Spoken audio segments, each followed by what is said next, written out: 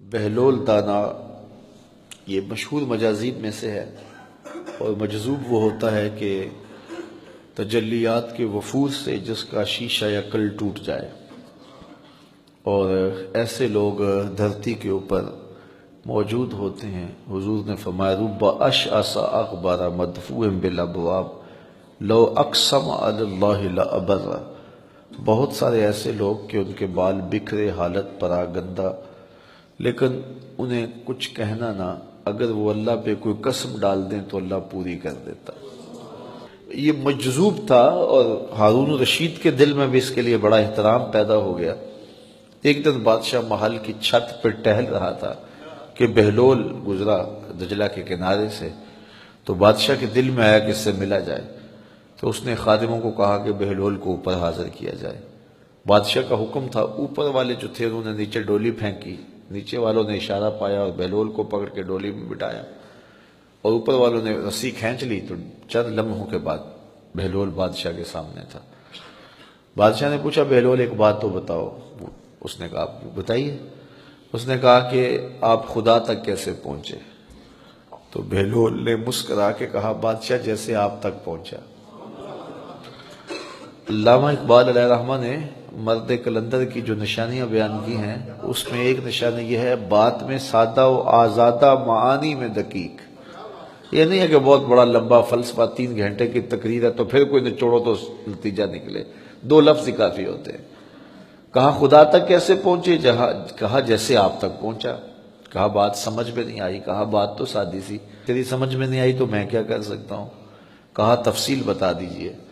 کہا حضرت اگر میں خود آنا چاہتا تو پہلے دیوان خانے میں جاتا، وہاں درخواست دیتا، پھر کئی واسطوں سے ہوتے آپ تک پہنچتی، پھر آپ کی مرضی ہوتی تو ملاقات کا وقت دے دیتے، 3 ماہ کا دیتے، 6 ماہ کا دیتے، سال کا دیتے، پھر وہ وقت آتا جو آپ نے وقت دیا ہوتا، آپ کا کوئی بیرونی وفد آ جاتا تو مجھ فقیر کو آپ نے کیا اہمیت دینی تھی؟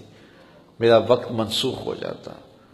میں چاہتا تو مدتیں لگ جاتی، سال لگ جاتا، ملاقات ہوتی نہ ہوتی، اور جب آپ نے چاہا ہے تو 2 گھڑیاں بھی نہیں لگیں۔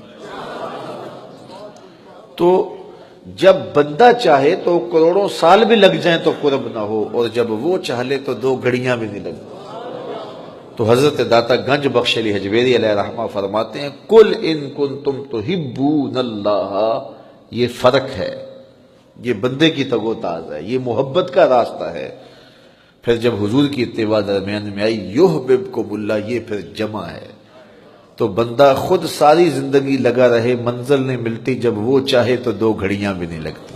مانا کہ محبت کے سفر میں ہر گام پہ 100 مشکل ہے، لیکن یہ سفر آسان بھی ہے اگر ساتھ تمہارا ہو جائے۔ تو کہا کہ اگر تم چاہتے ہو کہ محبوب بنو تو میری اتباع کرو، تو پھر کیا ہوگا؟ تم محب بننے نکلے تھے، وہ تمہیں اپنا محبوب بنا لے۔ تو خدا تک پہنچنے کا راستہ مصطفیٰ کا راستہ ہے، حضور کی اتباع کا راستہ ہے۔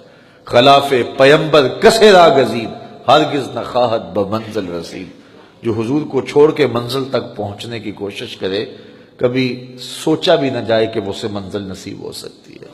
وپندار سادی کے راہ صفا تواں رفت جز بر پے مصطفیٰ، سادی یہ سوچنا بھی نہ کہ حضور کے بغیر تم خدا تک پہنچ جاؤ گے۔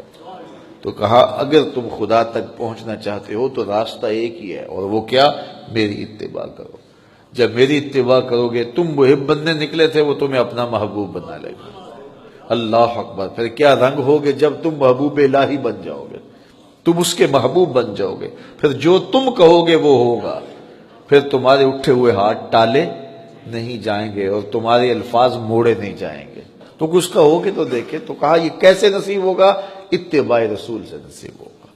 تو حضور کی اتباع یہ بڑی مقدم چیز ہے۔ آج ہم محبتوں کے بہت روپ اختیار کرتے ہیں، لیکن اتباع کے باب میں کمزور ہو جاتے ہیں۔ بہت محبتوں کے روپ ہیں، اظہار عقیدت کے بڑے رنگ ہیں، لیکن حضور سے عقیدت کا سب سے بڑا رنگ یہ ہے کہ حضور کی اتباع کی جائے، اور اگر اتباع رسول ہی مفقود ہے تو پھر محبت کا دعویٰ ناقص ہوگا۔